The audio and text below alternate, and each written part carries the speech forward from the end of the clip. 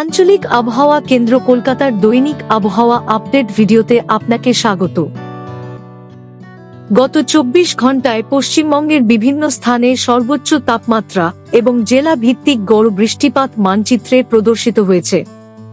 গতকাল সর্বোচ্চ তাপমাত্রা ছিল দক্ষিণবঙ্গে আসানসোলে ৩৯.৯ ডিগ্রি সেলসিয়াস, উত্তরবঙ্গে মালদায় ৩৩ ডিগ্রি সেলসিয়াস। উত্তরবঙ্গের অধিকাংশ স্থানে হালকা থেকে মাঝারি বৃষ্টিপাত হয়েছে। দক্ষিণবঙ্গের ১ বা ২ স্থানে হালকা থেকে মাঝারি বৃষ্টিপাত হয়েছে।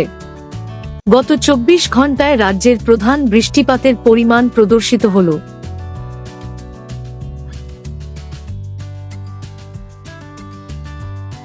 দক্ষিণ বিহার ও সংলগ্ন এলাকায় অবস্থানকারী ঊর্ধ্ব বায়ুচক্রাবর্তটি বজায় রয়েছে এবং তা গড় সমুদ্রপৃষ্ঠ থেকে ১.৫ কিমি উচ্চতা পর্যন্ত বিস্তৃত রয়েছে। দক্ষিণ বিহার থেকে ঝাড়খণ্ড ও অভ্যন্তরীণ ওড়িশা হয়ে উত্তর উপকূলীয় অন্ধ্রপ্রদেশ পর্যন্ত বিস্তৃত উত্তর দক্ষিণ নিম্নচাপ অক্ষরেখাটি বজায় রয়েছে এবং তা গড় সমুদ্রপৃষ্ঠ থেকে ১.৫ কিমি উচ্চতা পর্যন্ত বিস্তৃত রয়েছে।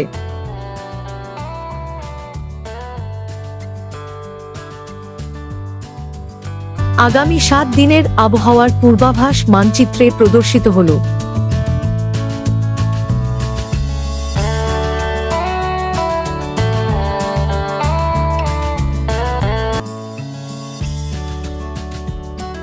আগামী ৭ দিনের আবহাওয়ার সতর্কতা মানচিত্রে প্রদর্শিত হল।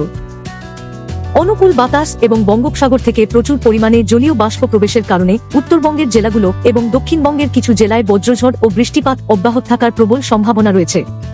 দক্ষিণবঙ্গের পশ্চিমাঞ্চলের জেলাগুলোর কিছু কিছু জায়গায় অস্বস্তিকর গরম ও আর্দ্র আবহাওয়া বজায় থাকার সম্ভাবনা রয়েছে। বজ্রঝড়, বজ্রপাত ও ভারী বৃষ্টির সময় নিরাপদ স্থানে আশ্রয় নিন। গাছ, বিদ্যুতের খুঁটি ও ঝুঁকিপূর্ণ কাঠামোর নিচে আশ্রয় নেবেন না এবং জলাশয় এড়িয়ে চলুন। পরিস্থিতি বিবেচনা করে যানবাহন চলাচল নিয়ন্ত্রণ করা হতে পারে। সকাল ১১টা থেকে বিকেল ৪টা পর্যন্ত রোদে দীর্ঘক্ষণ থাকা এবং বাইরে কাজ করা থেকে বিরত থাকুন।